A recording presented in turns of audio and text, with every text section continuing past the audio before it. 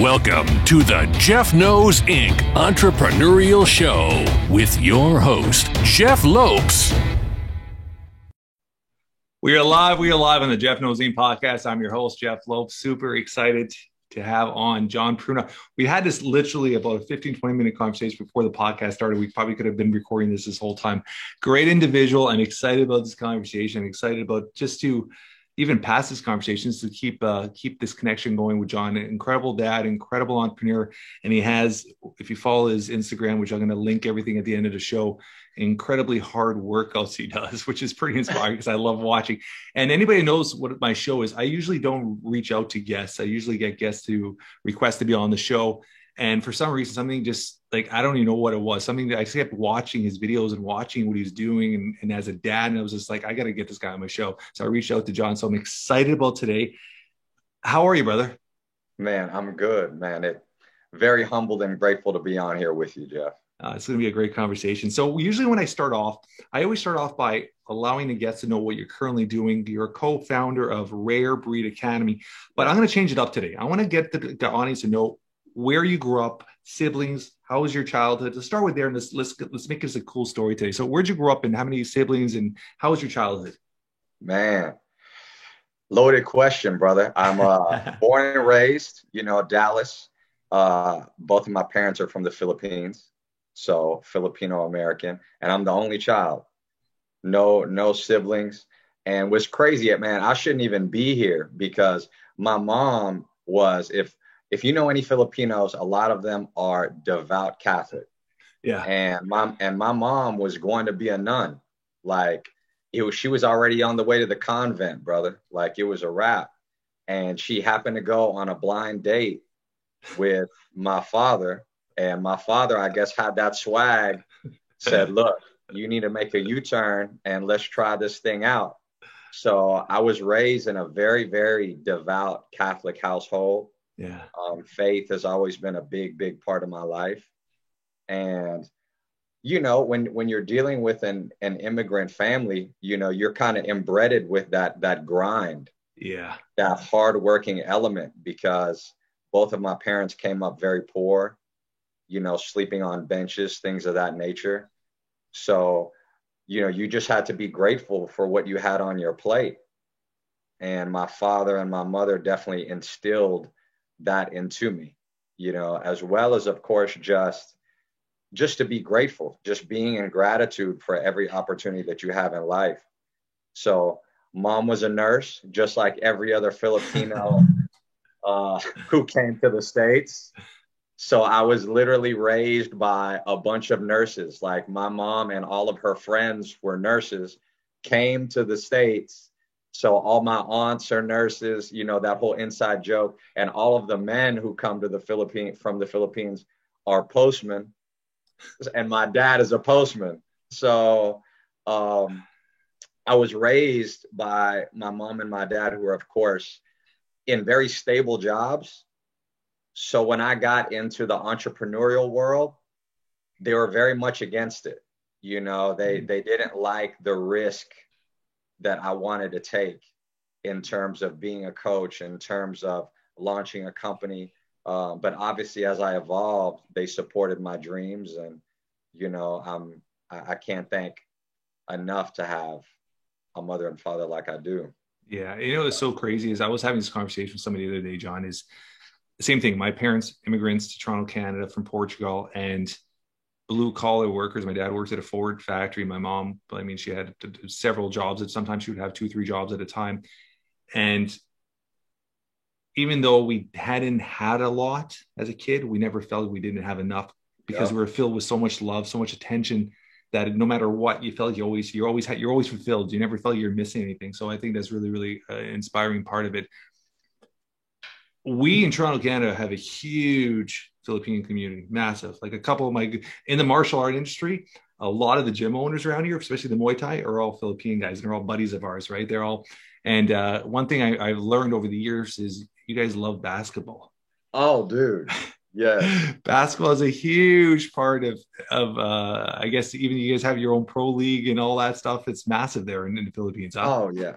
And if you're over 5'10", you're like a giant for like a Filipino. Like I'm like probably like the Rock, compared to most Filipinos, right? So, but my dad, is like 5'7", and loved Larry Bird, and that's all he would talk to me about is Larry Bird and Muhammad Ali, because Filipinos love basketball, boxing, and dancing.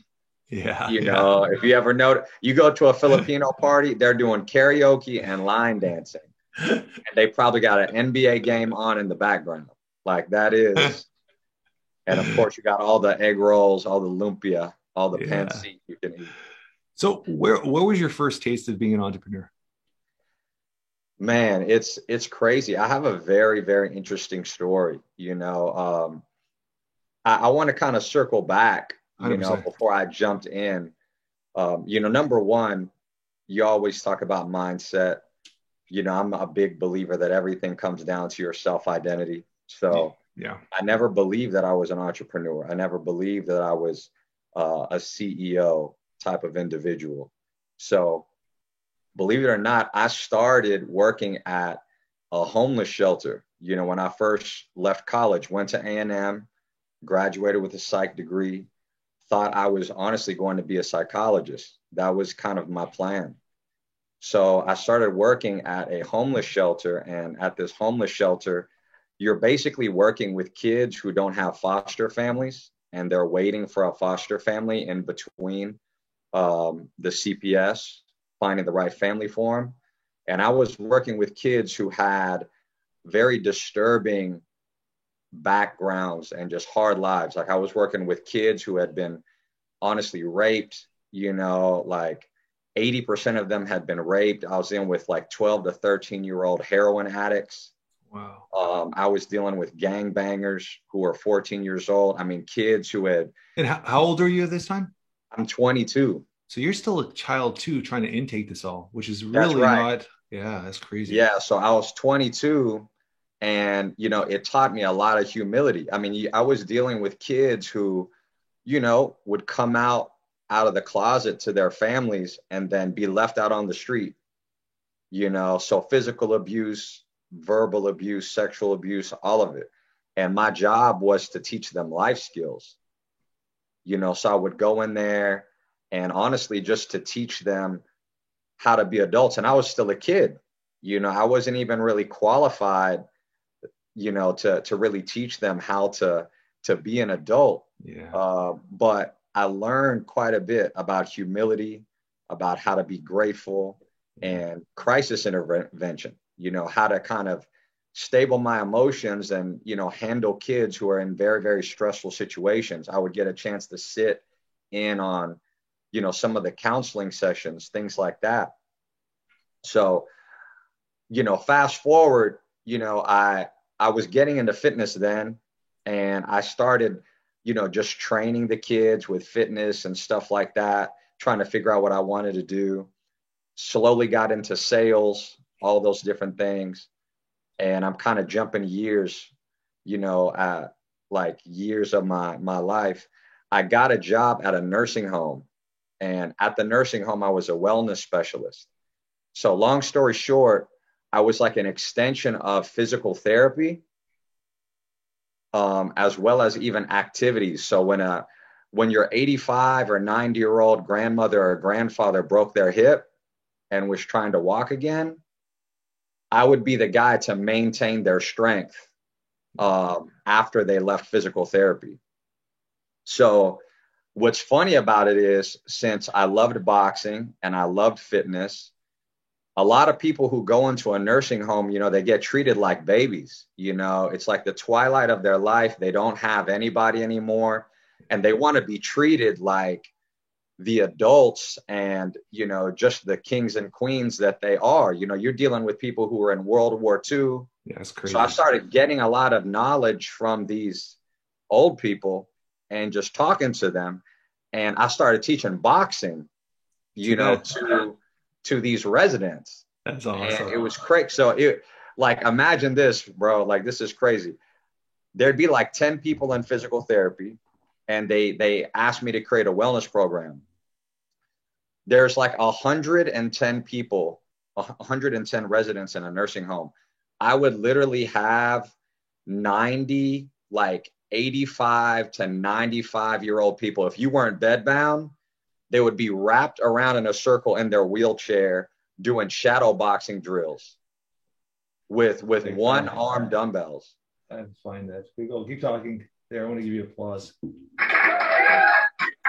You hear that? I'll take it. That's awesome. That is I'll awesome. take it. Man. So, yeah, fast forward, my wellness program got super popular. The paper wrote about it, and they started using me as a way to get other residents to come in. They're like, man, this guy has a wellness program. You do this, you do that. And they're like, man, you need to be in sales, because I started to close a lot of people, families who would want to make sure that their mother and their father and their grandmother were getting the right care. So I got into sales, worked my way up the ladder. And then after that, then I was able to work my way up into management. And I skipped a lot of the journey, but I had an opportunity to be a CEO of a rehab hospital. And it was I was at that place in my life where, okay, I could either be the CEO of a hospital or I could go out and do my own thing. Yeah. And then I fast forwarded and I said to myself that, man, I don't see myself being the CEO of a hospital for the next 10 years or whatever. Yeah. And I was lucky enough to meet another friend of mine who had some companies that were already doing well and was like, come with me and let's run these companies together. And that was kind of the beginning of me jumping into entrepreneurship. What age were you at this time? At this point? When I took that jump, probably like 29. 29, yeah. 29 is when I really did it. 29, 30 years old, give or take. So you're roughly around 10, 11 years of being an entrepreneur fully. Yeah. Yeah. And then, I've always been a performance coach. I've always did the fitness and the training, coached at several gyms and was able to win some awards and get some recognitions and things like that, but never took it serious enough to where, hey, I'm a performance coach. This is what I do. Yeah. And then finally, when I jumped into entrepreneurship, really learned the business side of things, how to lead, how to manage people, cash flow, obviously sales and marketing, everything that you need to know, but still maintain being a coach. The fitness side, the mindset side, the habit coaching has always been ingrained in me. The way you live your life, waking up at 4:30, I live my life the same way. Everything comes down to self-discipline, purpose, consistency. I call it sacrifice. No doubt. Yeah. I mean, you always hear as entrepreneurs, John, that are like, I get up to 4:30 because I love it. And I half the week I'm getting up at 4:30. I rub my eyes like, what am I doing? But I realize if I sacrifice myself of being up at 4:30, it allows me to be home from 3 to 7 with my family and turn off my phone and be present. So it's that sacrifices. You figure out what parts of your life are the non-negotiables, you put them in there, and then you figure out what you have to sacrifice to make that shit happen. And I think once you can understand that truly and really understand that time is a currency, shit starts making sense, right? Everything starts making sense. Man, time is a currency. Like that is a gem if I ever heard one. Like to me, I'll tell you the truth. Like me, I wake up between 3:30 and 4, just like you, like in that pocket. I'm one of those people where I feel like the first 3 hours of your day is dedicated to creating the person and the life that you want. Because the minute we're both dads, right? The minute your kids wake up and you kind of open yourself to the chaos of the world with emails and text messages and all that, you can no longer really invest in growth and mastery, Yeah. So if you don't have that solitude for 2 to 3 hours before the world wakes up, you're already behind the 8 ball. 100%. Give me a morning routine for you. Oh man. So my morning routine, I wake up, honestly, about 4 a.m. and then I start with prayer. for about, a good 5 minutes. And then after that, I immediately start studying and researching. Like, I love fitness. I love business. I love personal development. So I'll just read for honestly like 45 minutes. And during that 45 minutes, if I'm listening to something or watching something, I'm stretching. Yeah. I do a mobility routine, big time. Yeah. And then I train. So my rule is if I'm going to train for an hour, I have to study for at least an hour and a half. Like it's like a 2-to-1 ratio or a 1.5-to-1 ratio. Yeah. So that's kind of a rule for me. So, and then after that, that's pretty much 3 hours. I come back, I make breakfast for my family. And then it's off to the races, with whatever the main things that I need to do. Do you fast? Do I fast? Yeah. Yeah. So I just asked her because you seem the type of person. Yeah. For like 6 years, I intermittent fasted, and I would do long fasts. Like I would do 48-hour fasts at the end of the month. Yeah.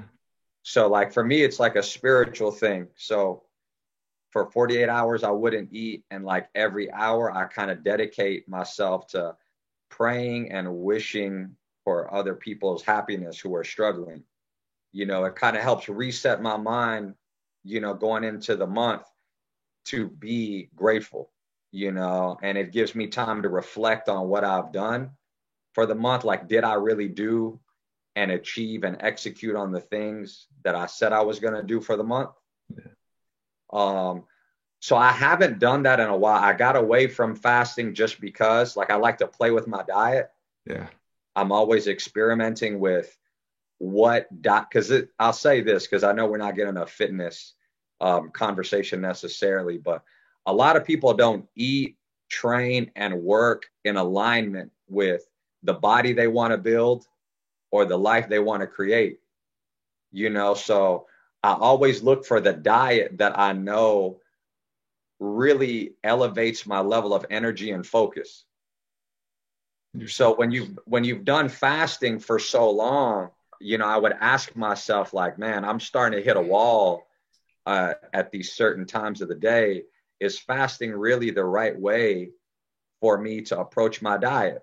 Do I actually train better, and am I actually more dialed in when I eat right after I train, as opposed to just taking aminos, to preserve that muscle?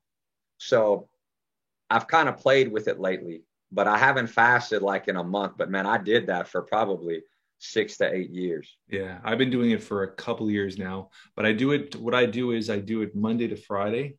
I do roughly 16 to 17 hour fasting. And then Saturday and Sunday, I break my fast just to keep the metabolism off track, not to always keep it steadily. And then I enjoy having breakfast with the family on a Saturday and a Sunday morning. So What I do is I do the Monday to Friday. I usually finish my last meal about 8:30, and then I'm good to around 12:30. Like I just ate something quickly before we jumped on the podcast, because I knew I'm going to be here for a bit. But it's that I try to keep that window, the 16, 17 hour window.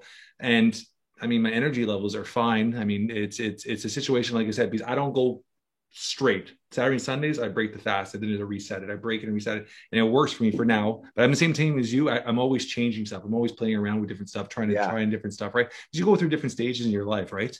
And different routines. Like for like a month and a half, I was running. My body's not meant to be running, but I was doing it with my son for his marathon. So I was training with him for a month and a half. So I took a lot off the weights, and I was more focused on just building up the cardio. Right? So you're always changing up how you focus on what you're trying to do, you're trying to accomplish at that time. So I appreciate that.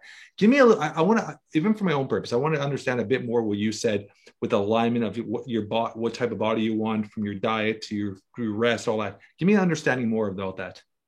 Well, I mean, you can go in a lot of ways. Like I was training a pro football player, who obviously wanted to get back to his playing weight and look the way he did as an athlete, when he played pro football.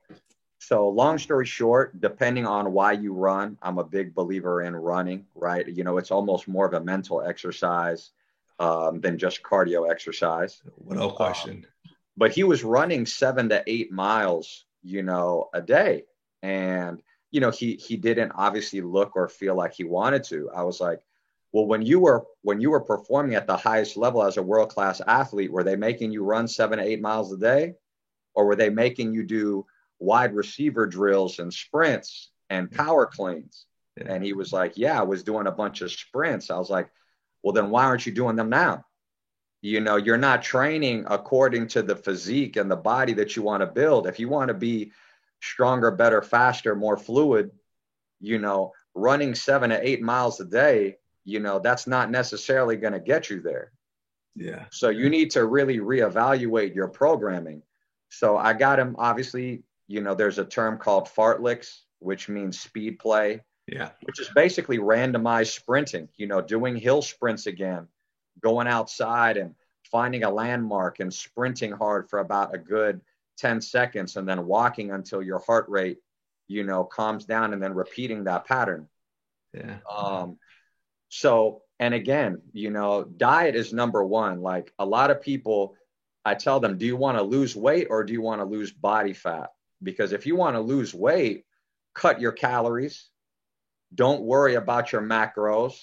Yeah. You know, stop eating this trash and you're going to lose weight. If you want to lose body fat, then you need to marginally cut your calories, be intentional about it, maintain your protein intake so you don't lose any muscle, because there's such a thing as normal weight obesity. Nobody wants to be skinny fat.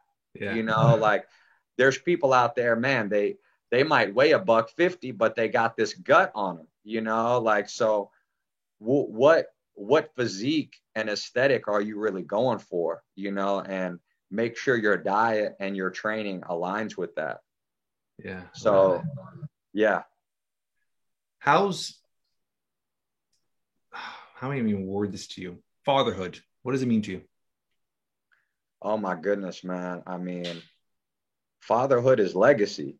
You know, that's what it is. It's everything, you know, at the end of the day, you know, legacy is not leaving something, you know, leaving something for someone. It's leaving something in someone.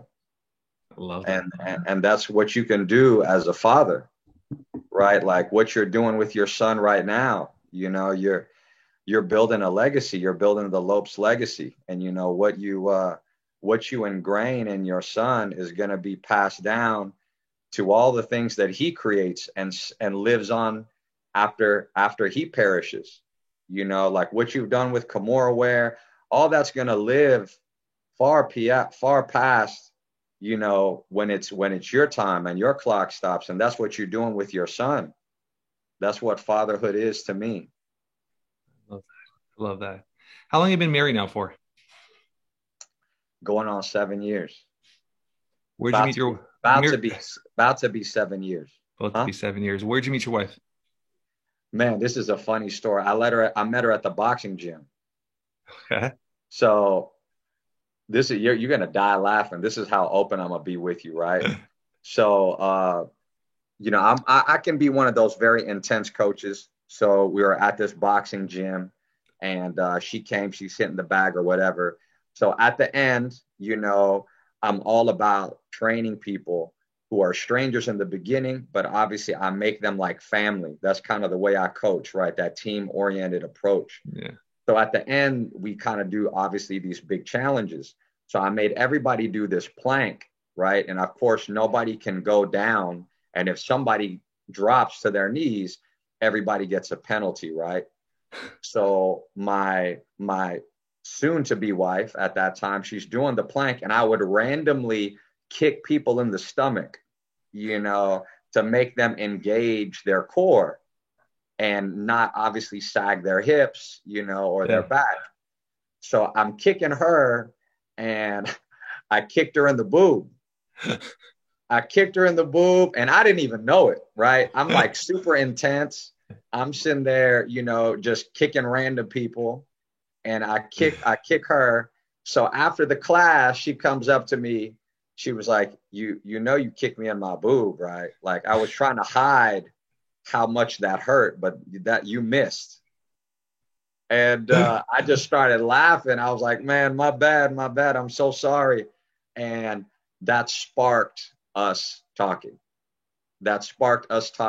She asked me to be her trainer, and I never I never became her trainer. That's something I'm trying to learn. I've never gotten a chance to coach my wife, because you already know you can, like you're a genius entrepreneur, bro. And I don't know if your wife would ask you for entrepreneurial advice, but the whole husband and wife dynamic, she goes to another person for training advice, even though she's got somebody who's done it for a long time at home.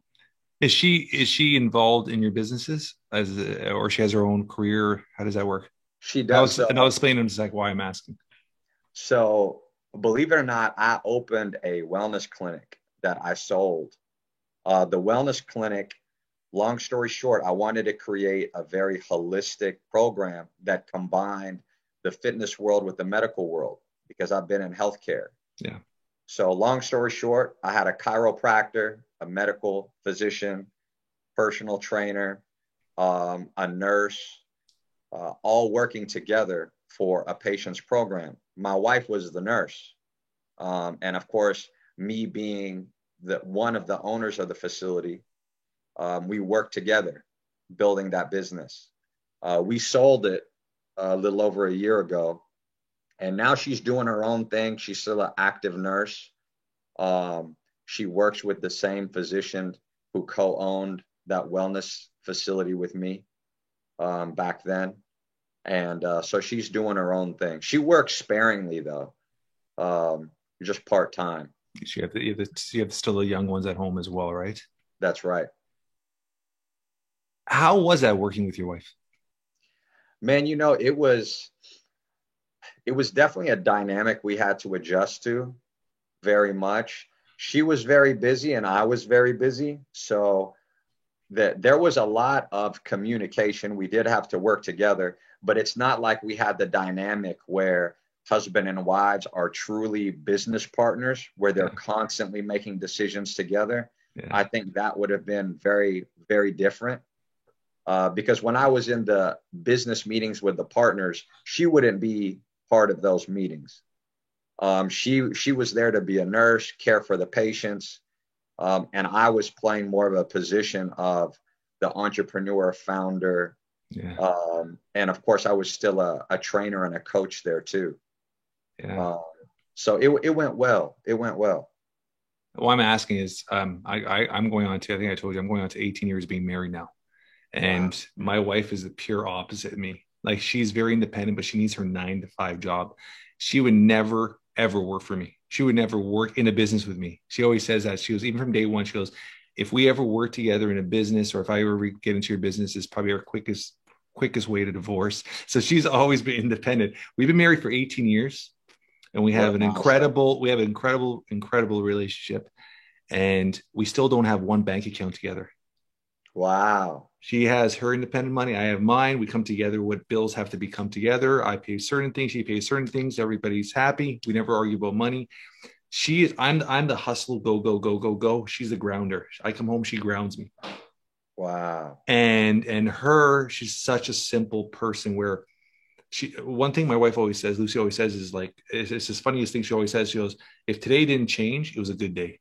That's how her mindset with life is. It's all about just family time, building memories with the kids, everything will come together, kind of thing. So she's very grounded. And then I'm the type just to go. And then when she's always been the type where she never questions nothing I do. I mean, we've been together. It's crazy. We're looking at pictures the other day. She was friends with my sister growing up. So she was on my 16th birthday party.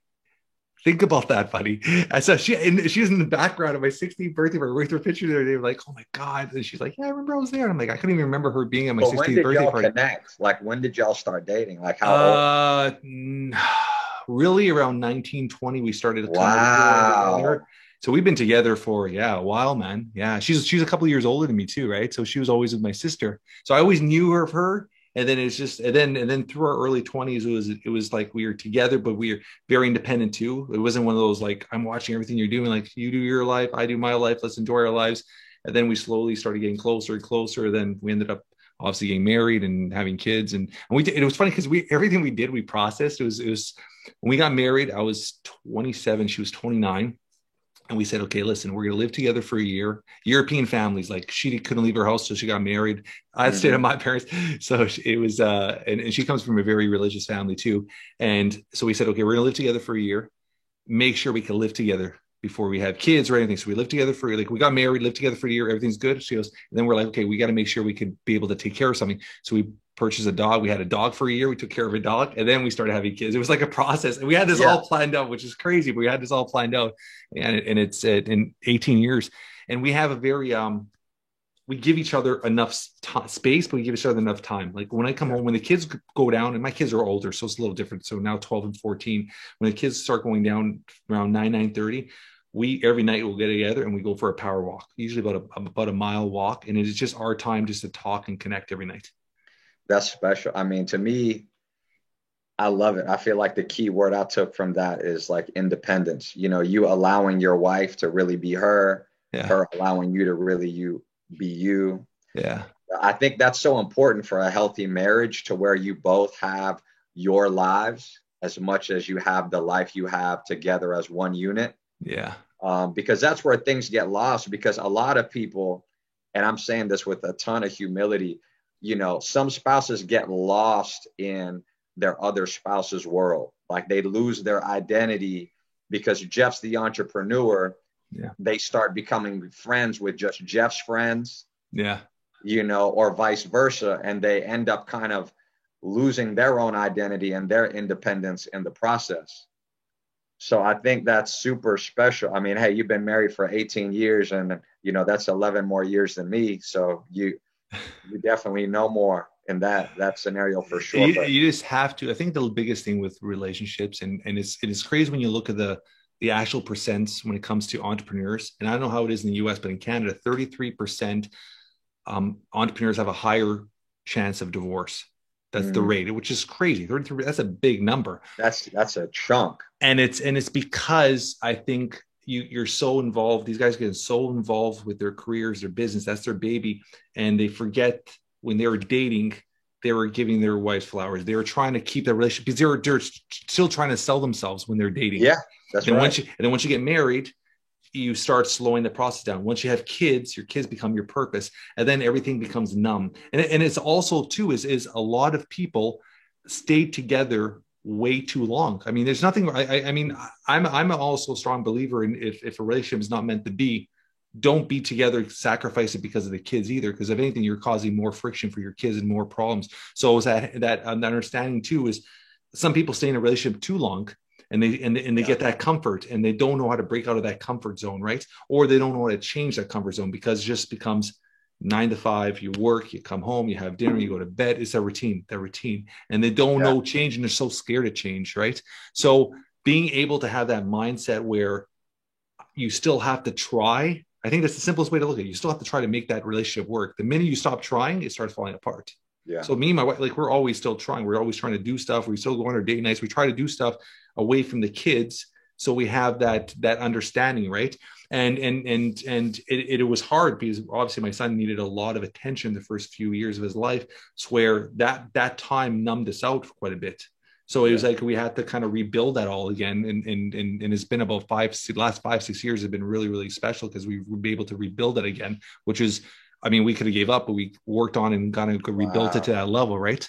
Because you have to realize, I'll give you an example. When we're in the hospital for those 4 months, John, we would get up at around 4:35, bring my daughter to daycare, drive down to Toronto to the hospital. We'd be at the hospital before 7 o'clock. He had 6 departments following him because he had a department for each organ. So they would have something called a round table every morning. So it was one doctor for each department would sit around this table and they would kind of pre-plan the day. I'm an entrepreneur. I got so heavily involved with it. They wouldn't start the meeting without me there every morning. So I would be sitting with the doctors and I would have studied everything the night before they talked about, and we plan out the day. And they would, even doing a blood work, even anything, they had to have my approval. They would call me like 3 in the morning. Mr. Lopez, are we allowed to do a blood work with him? Yeah. Okay. Let's go and tell me what time. And I would be charting everything they're doing on my side. Right. So I wanted to learn everything about them. So we would literally get to the hospital. We would sit by my son's bed and I would be doing the appointments. My wife was there and we would sit by my son's bed from 7 till like 6, 7 at night, drive home, pick up my daughter, get home, have dinner. And then I would take off. I would literally grab my dog, and that was my therapy. Is I would grab my dog, and he's not with us anymore, my older dog, and I would go for an hour, 2-hour walk with my dog. And that my dog was my therapy. I would sit on a rock and just talk to my dog for like an hour or two. That was my way of getting through shit. And because me and my wife were together all day, even though we didn't talk, we got home, we didn't talk. And then, because then we're just trying to keep my daughter at a higher level. So we'd be focused on my daughter. And then I would study for 2-3 hours, everything the doctors talked about that day, go to bed, boom, the next day. And we did that. It was 7 days a week. It was Monday to Sunday for 4 months. So and we turned off our phones. We turned off our answering service. We didn't see family. We didn't see friends. We kind of shut off the world and said, listen, Tiago's our purpose. We got to get him to the hospital. This is all we're going to concentrate on. And that was my set. It was me. It was like this, in a way, I almost put him as if he was a project, and I had to do what I had to do to get him out of the hospital. So it was just one of those mindsets. So for those 4 months, we really didn't communicate much, even though we were together all day. And then we finally got home. It was all about my obsession with getting my kid to the next level. And it's like, he became my obsession. Yeah. Crazy. I know this is your podcast. I'm going to tell you a little quick story, 2 seconds. I apologize. No, please. This is how you, as a parent, and I want you to learn something too, is we as parents directly try to mentor our children, but with the lessons, sometimes we indirectly teach them are so powerful and could affect them so much too. Like my daughter, she's been doing dance since she was like 2 or 3 years old. And I was a dad, like when she was doing ballet at 4 years old, I was only dad sitting on the bench for like 2 hours. It's like, I was always there with her for the dance. But long story is, then my son was born and all that stuff, we put a lot of attention towards my son. And it was crazy, is this is how much focus we had on my son, where my daughter 3 years ago, she's 14 now. So she was 11 years old. She came to me and she goes, Dad, can I have a conversation with you? This little 11-year-old, she's so smart. And she's like, I'm like, yeah, what's up? See, her name's Sierra. I go, what's up, C? And she's like, I know, she goes, I love dance, and I've been doing dance just for fun, never competitive, just for fun. All these years, she goes, I've always wanted to do competitive dance, but I realized all these years how much time you dedicated to Tiago and how much time he needed. I never wanted to stop that because I knew he needed it. And I never asked you to be on a competitive team. So my 11-year-old was sacrificing her wands. How crazy is that? For her brother?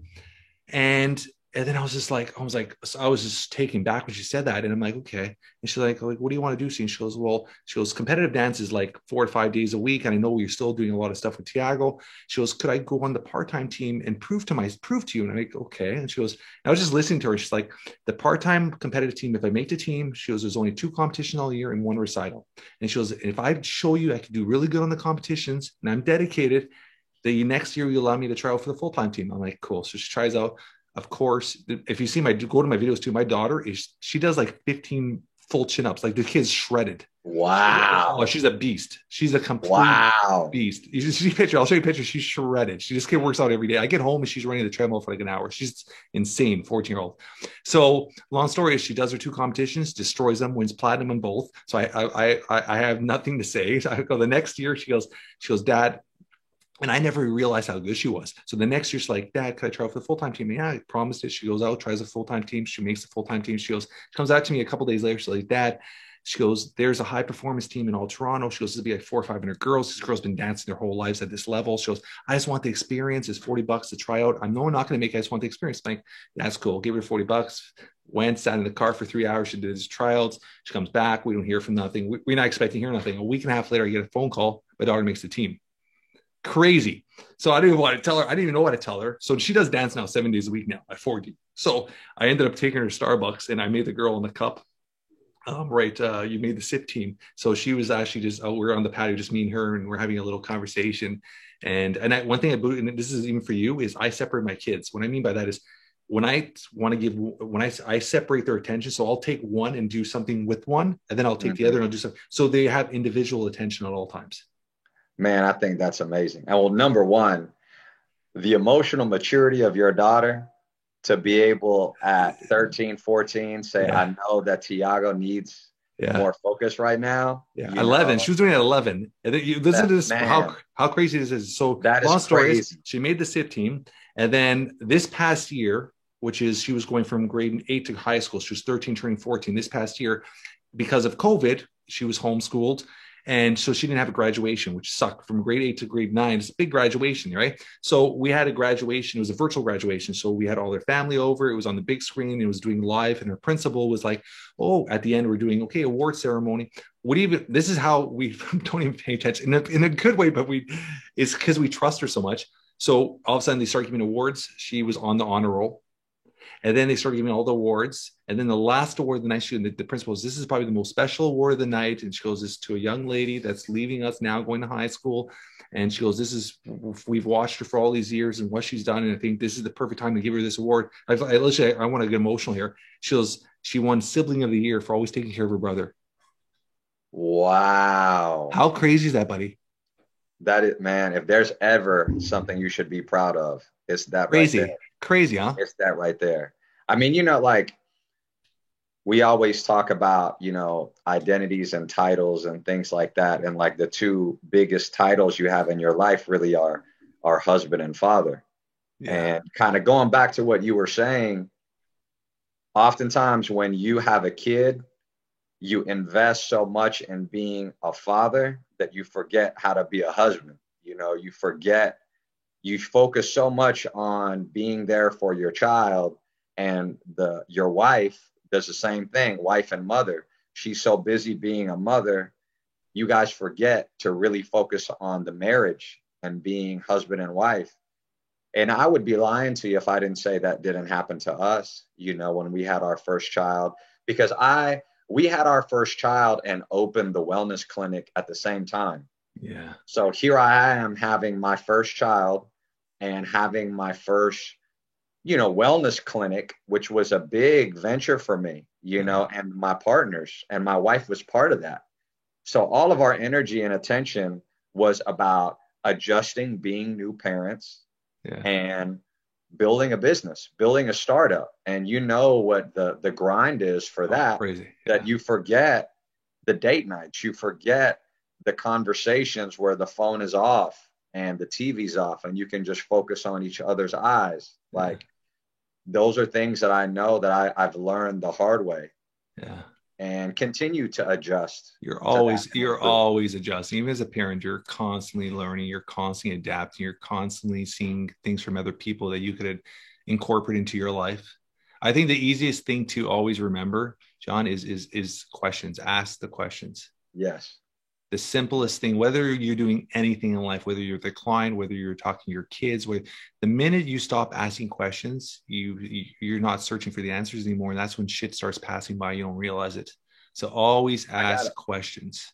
I'll tell you the question, man. I have to say this because I coach a handful of people personally, just the same way you do, you know, and the way I coach is I train them for 40 minutes. And then the last 20 minutes, I give them every bit of wisdom or tactics I can to help them in business, life, etc.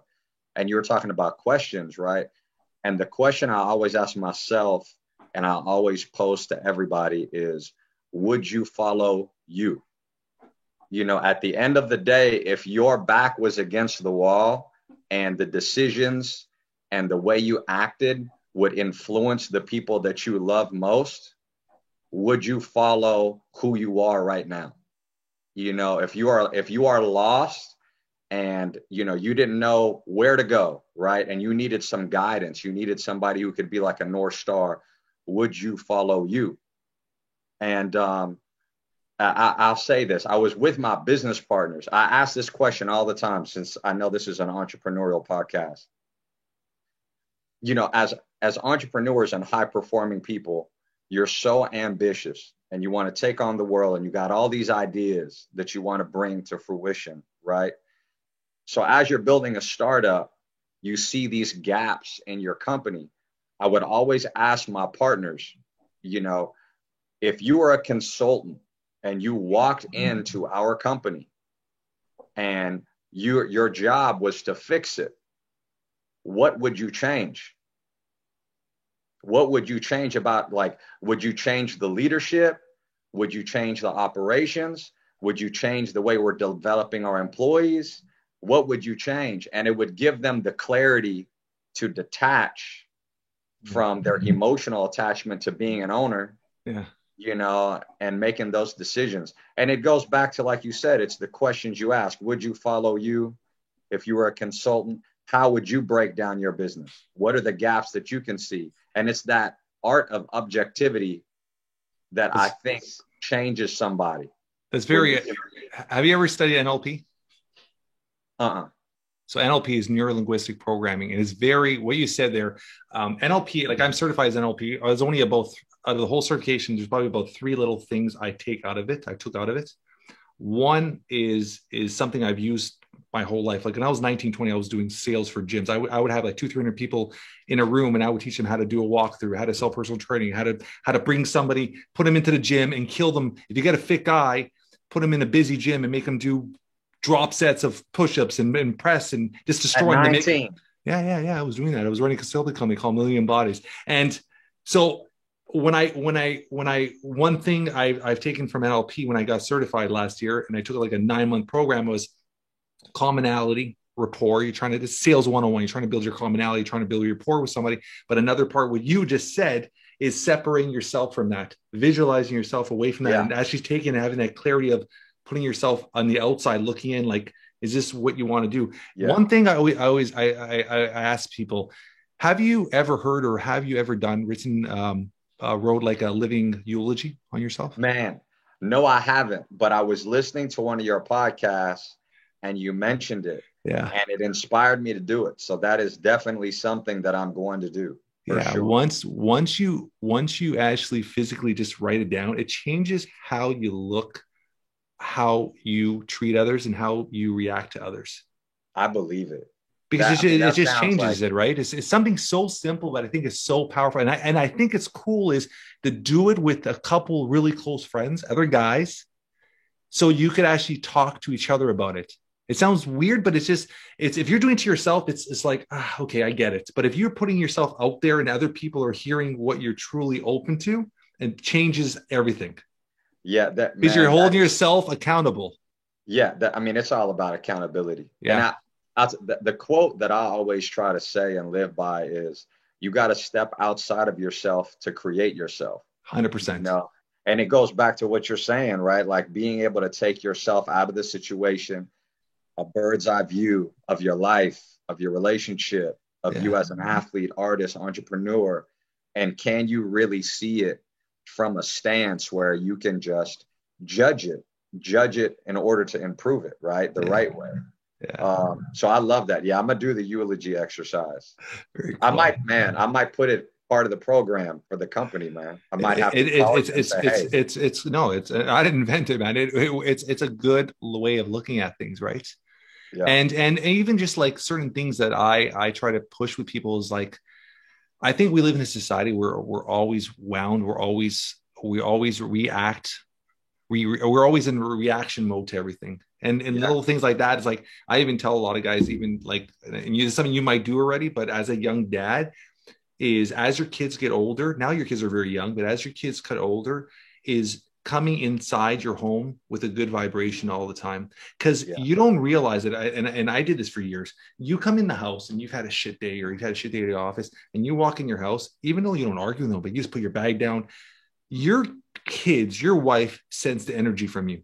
Yeah. And all of a sudden, you walk in, you're walking towards the kitchen, and it's like, and you see them and like their heads down or their energy's down because they're like, oh, dad's in a bad mood. You walk in with a smile and scream, hey, and they're running towards you.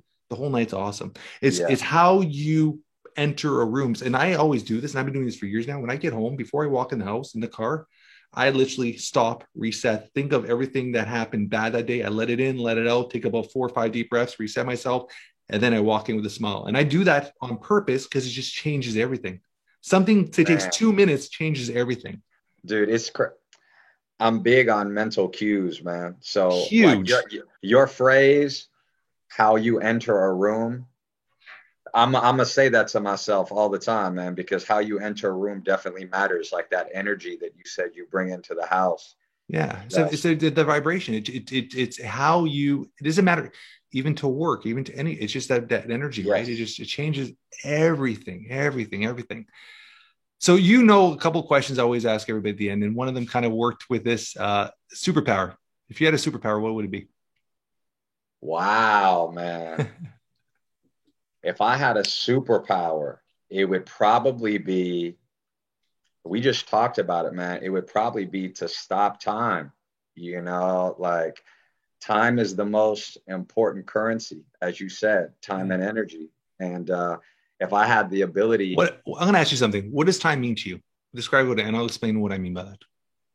well, I mean, at the end of the day, all we have is time, right? So, time to me, it is really the ability to cherish the moments that you have with the people that you love, and do the things that really make you feel like yourself, right? That's how I want to spend my time, doing what I want, when I want, with the people that I love, So you have an understanding when, and that's something I preach all the time is, I mean, your career, your money, everything that you achieve, the wealth you achieve, you understand the wealth equals freedom to do what you want, when That's you want, right. how you want, 100%. I love that.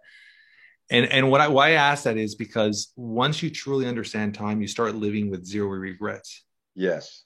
because you understand that you don't have that time back. So if something happens, or your kid, I call it the yes factors. My kids ask me to do anything they want, whether it's time, not buying something, but if they say, Dad, let's go play catch, Dad, let's go for a bike ride, whatever I'm doing, John, drop, let's go. Because you don't have that time to go back. And especially as a parent, I don't know if you know the stat, and your kids are still young, but 90% of the FaceTime we have with our children is before the age of 18. Wow. 90%. That studies show that. So think That about is that. a statistic I got to remember. But if you think about that, think of when kids get the calls that they start having their own life, their own independence. How often do they see your families? And when they're kids, you're with them 24/7, right? So you realize that. So it makes you understand that I have the time now. You got to make use of that time with your children as much as you possibly can, right? Yeah. No, man, I'm going to definitely keep that in my back pocket, just because, I say I want my superpower to be able to stop time, but a lot of times great entrepreneurs and performers, they see time as a currency, right? So they maximize every second they have of life, be it with their kids. They work with a healthy paranoia, to like maximize every moment they have. I hope if I ever had that superpower that I wouldn't neglect it if I could stop time whenever I wanted. I would just try to use it for the good, so I can stretch out the moments I have with my wife and my son and my daughter, and just by myself. Like I'm believe it or not, I really enjoy solitude. Like I like time to myself quite a bit. So yeah. I appreciate that. One last question. And this kind of goes with the whole eulogy thing. If something were to happen to you today, in a few words, how would you want to be remembered or described by your loved ones? Man. I'm making you think today, huh? Yeah. Oh man, that's such a servant, husband, father, like in that order, in my mind, if I check off all those three boxes, I'm going to be a leader. A leader to my community, to my circle, and especially to myself. One reason why you and I connected, I could feel your authenticity, so like I'm big on, you could say what you want. There's so much fakeness on social media. 100%. I talk about that all the time, man. So, when you find somebody genuine, regardless if they have 10 followers or 10 million, I hold that very, very like sacred to me. So I would like to be remembered to be very genuine, that, what you see is what you get. Like that's who Jay is. And if I do that and stay true to myself, I mean, everything's going to fall into place. I love it. How could our audience get a hold of you? Oh, you know what? One last thing. We didn't jump on, and something we were supposed to talk about. I just looked down at the one thing I wrote and we didn't talk about. Rare Breed Academy. Give me a quick little rundown. What's that all about, and how could people be involved in that? Oh man, yes, thank you.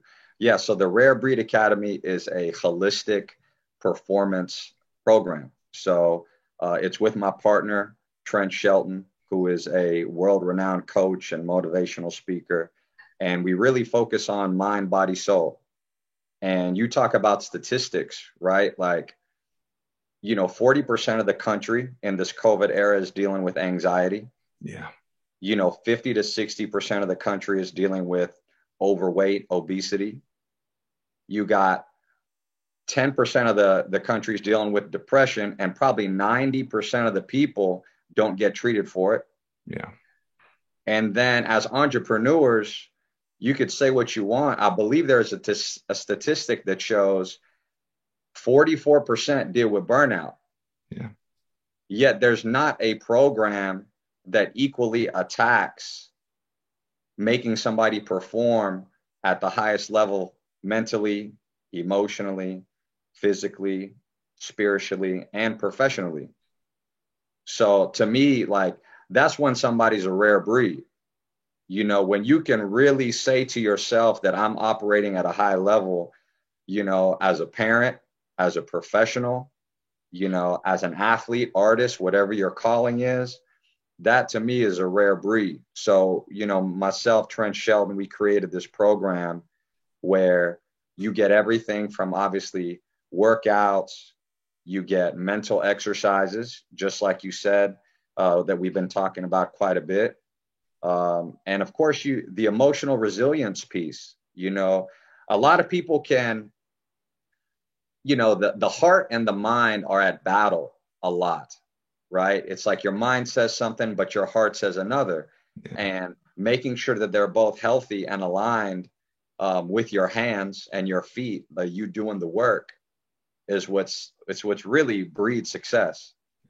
So Rare Breed Academy is a virtual program where you get all these videos, in terms of workouts, mental exercises. We give people daily text messages and town halls.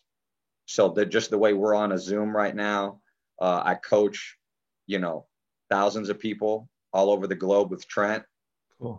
Giving them Q&As. So that's what the Rare Breed Academy is. It's a virtual coaching program for mind, body, and soul. I love that. And there's one thing I'm going to dive into that, and something I'm very passionate about is, as much as I'm all about family and then business, I still put my health above everything else, because I'm a strong believer, mentally, spiritually, physically. If you're not at your peak, you're not be able to serve no one else under. So your energy has to be at a certain peak. So I take my fitness, my diet, my nutrition, my supplements at a certain level, and meditation, everything. So I'm able to serve everybody. And you could, and then that's the reason I haven't, like, since March 18th of 2020, I've worked every single day. Mind you, I block my family time, but I haven't had a one day off. I've worked even on Sunday mornings. And it's because I'm able to, I take care of myself enough that I'm able to still run through it and keep going. And that allows you, when opportunity comes to grow or develop or seeing, if you could have yourself at such a premium level and such a high level, mentally, spiritually, physically, you're able to serve and be able to still continue and grow everything else in your life. So I love what you said there. That's all energy management. Like you 100%. Said, being able to mantle, being able to, really control your mental, physical, emotional energy. Like you're going to be able to just sustain excellence. And before I forget, go to rarebreedacademy.com, because we're actually about to launch the next cohort and obviously coach so many people virtually in May 10th. So now it's open registration. People can sign up at rarebreedacademy.com. You can either go to, Rare Breed Academy on Instagram, but go to the website and you'll really see what Trent and I are about. And like, you're a rare breed, Jeff. Man, I need to get you on there. I appreciate it, brother. Yeah, 100%. All right. Very cool, man. I thank you so much for this, man. I'm going to put on all the show notes how to get a hold of that. And what I'll do is we'll talk after, but I'm going to get you to do a quick little promo for that, and I'll post on my storyline all that before the podcast gets out to give you guys a little bit more promotion on my side as well for that. Love it, dude. And man, I already told Trent I was going to be on here with you, but I got to arrange an intro. That 100%, way you 100%. Can have him as a guest, and looking forward to connect with your guy from Toronto. Yeah. I'll do that. There's a couple other people I'm going to connect you with as well, because I love your energy. I think you're doing amazing things. So there's a lot of people I think you could really connect to as well. Man, this was a lot of fun, bro. Appreciate you, brother. Yeah.